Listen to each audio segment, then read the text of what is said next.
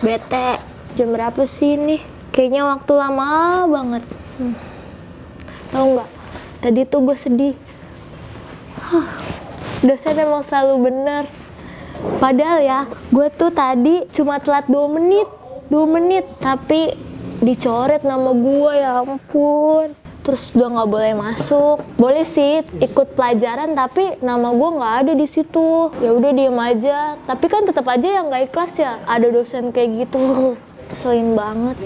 Ya udah sih jadinya kan kerjanya sekarang keganggu ya.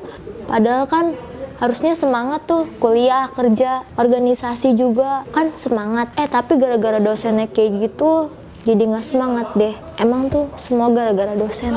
Jangan, maaf.